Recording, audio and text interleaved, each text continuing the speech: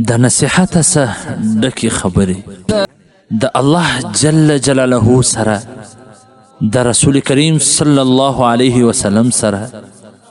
د خپل دین سره د خپل وطن سره د څلور سره باید جفا ونه کړي د خپل پلار سره د خپل مور سره د خپل ورور سره د خپل خور سره وقفت أصلي أمام المقام وفي مقلتي السنا والسنا أبا الأنبياء عليك الصلاة عليك السلام أبا څلور باید ستا د کرم او احسان څخه محرومه او بې برخې نه وي خپل ښځه خپل اولاد خپل دوستان یعنی چا سره دې رشتې کړې وي او خپل ملګري اشنایان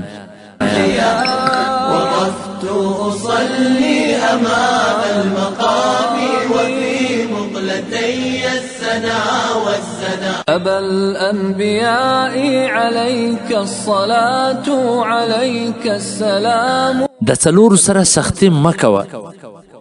د یتیم سره د مسکین سره د فقیر سره د ناروغ ناجوړه سره أبا الأنبياء عليك الصلاة عليك السلام أبا الأنبياء وقفت أصلي أمام المقام وفي مقلتي څلور باید ناراضه او په قهر نه کړي علما استادان نیکان پرهیزګاران د ډیر عمر خلک چې ستاسو مشر وي سپین ږیري وي که نارینه وي که زنانه وي أبا الأنبياء عليك الصلاة عليك السلام أبا الأنبياء وقفت أصلي أمام المقام د څلورو څخه علاقه مه پرې کوه یعنی تعلق ورسره ساته لمونځ قرآن مجید د الله جل جلاله ذکر قربان الأنبياء وقفت أصلي أمام المقام وفي مقلتي السنا والسنا أبا الأنبياء عليك الصلاة څلور کارونه مه کوه کبر غرور حسد عناد کینه وفي مقلتي السنا والسنا أبا الأنبياء عليك الصلاة عليك السلام أبا الأنبياء وقفت په څلورو خویونو ځان ښایسته کړه صبر فراخ غټه سینه علم سخا عليك الصلاة عليك السلام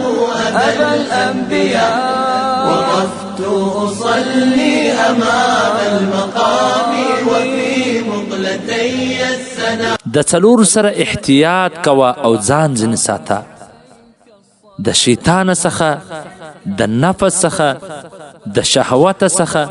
او د بد ملګري څخه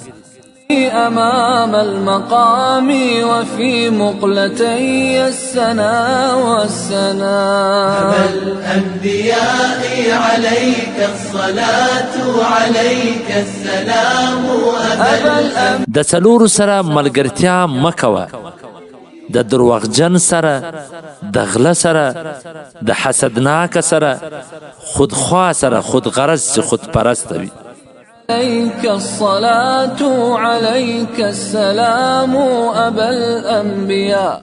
وقفت أصلي أمام المقام وفي مقلتي السنا والسنا د څلورو سره دوستی کوه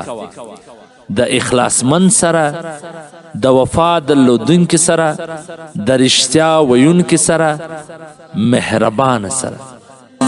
أمام المقام وفي مقلتي السنا والسنا أبا الأنبياء عليك الصلاة عليك السلام أبا الأنبياء